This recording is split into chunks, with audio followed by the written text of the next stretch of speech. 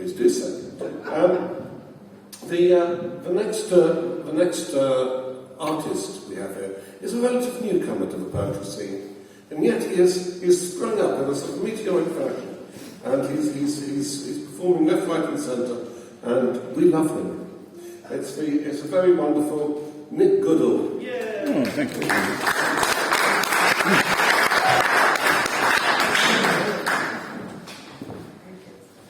I stand in front of you this evening as testimony to Jack's idiosyncratic scheduling. Not only do I look nothing like the picture he's posted of me, I am going to read some selections from my musings on the subjects of love, mostly death, and occasionally the things that catch between, so expect a change in pace. Last week or so I went to the Thanet Beer Festival, which can only really be described as the primeval slime with a bar. 1,500 people dedicated to real ale and manifesting humanity. So this is called Hic, which as you all know is Latin for this. He's knocking back another pint, it's ugly and an awful sight. He thinks that he will last the night, he won't. That's what his friends know.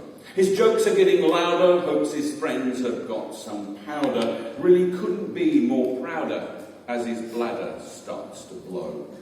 The room is moving round him, another pint down on a whim. The lights inside are getting dim, he won't be going yet though. Oh, just one more, I'll get these all. Here mate, no go on, here's a score, oh anything but crisps too though. He bangs his head and drops his glass, can't find his keys, now autopilot home. Then in his chair, kebab in hair, he didn't pull, was just a dare, I didn't fancy her, no. At 3 a.m, like other men who think that when they drunk they let the pain go, the little doubts, remembered shouts and knockabouts, he hates to get this low. He's knocking back another pint.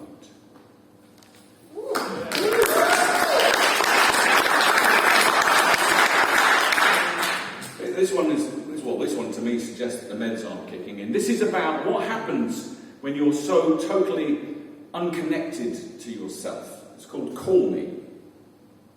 When the house phone rings in an empty room, calling home from my mobile, wondering if anyone else is there, I haven't been back in a while. Hoping someone else will answer and tell me everything's okay, knowing I'm reaching for myself to apologise for troubles I have caused. And if someone answers, I will ask for myself by name to be told I don't live here anymore, disappointed that I left.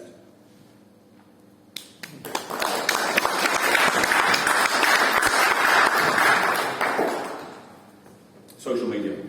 There's nothing more galling than having to show interest in somebody else's tedium. Yeah, that's what we're asked to do all the time, and this is my heartfelt plea to the people I technically are my friends. With 9 million stories in our city, I so hope that you don't share yours, hun. With such choice, I don't know who to start with, but yours will just not be the one. If you wait long enough, someone else will inquire about yours and be interested too. But my appetite's not made of strong stuff, so I'll leave all the details with you.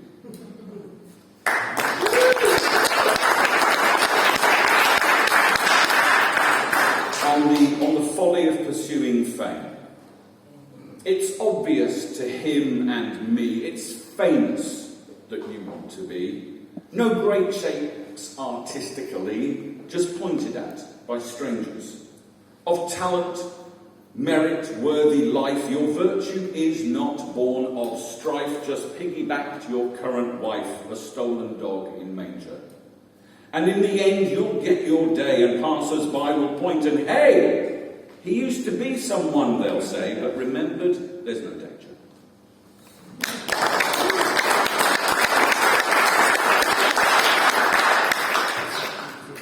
The only thing that's more certain than your death is that it's now slightly closer than it was when I began that sentence. Yeah.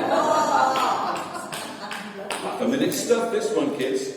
I do not want to die an old man's death. I want to die alive. The only fear I want to feel is the one on the thrill of the ride. I do not want to die an old man's death when I know my body has failed, but people don't want to let it go, even though I had got my life nailed. Let me die before I stop, even if I don't succeed. Allow me grace and freedom from unpleasantness and need. Do not think of me when I stop. I'm gone and won't come back. There's nothing left and no one here. I'm dead, and that's a fact. Do it now while I'm alive. Hate me, love me, cry. Kiss my hand, spit in my eye. Fight me, sing to me, tell me your lies. You cannot do that when I've died. I don't want to die, but I will. Best get on with it now.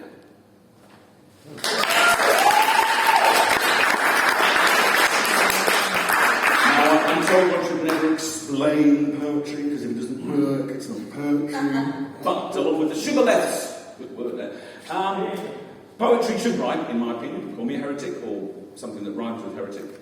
I read this, I gave this to one of my sounding boards, and they sent me back a note that says, oh no, you can't say that. That's just not, it's not on. It's just wrong. It's just wrong. You come over as weird. And I said, really? Well, mission accomplished.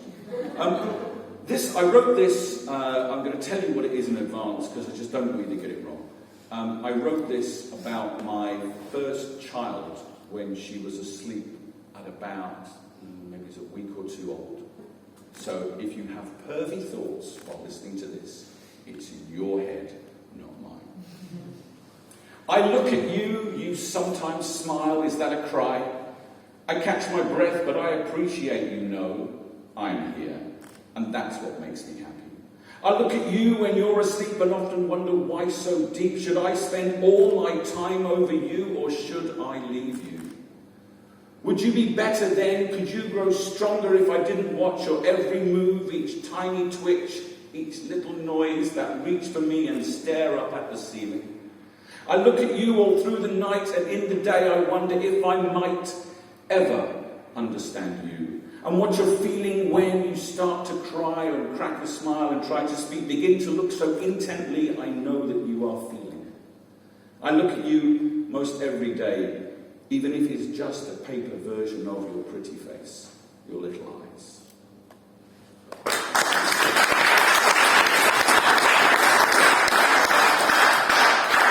But we had one about kids in care homes. Okay, this is a brief one. I have been good. You can ask anyone. When are you coming back? I'm alone here. The ladies are nice. They beam until 7:30. Then they smile for someone else and I daydream into the night. I have been good since you went. Please don't go away. I don't like the other ladies. And finally, on this roller coaster of misery, I'd like to take you all back to the beginning of lockdown. Remember that? Yeah, they say nostalgia just ain't what it used to be. But in those years ago, the beginning of this, what my good friend Bill described as, rather quaintly, the unpleasantness.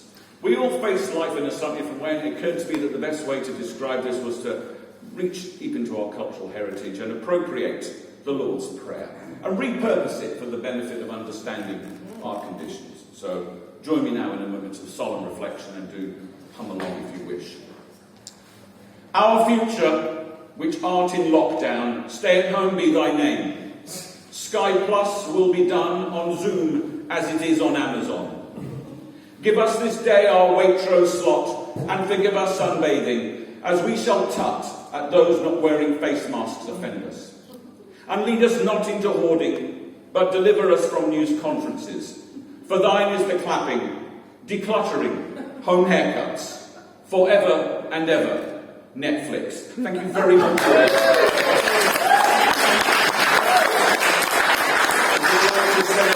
I don't and never will have a book for sale. Thank you very much.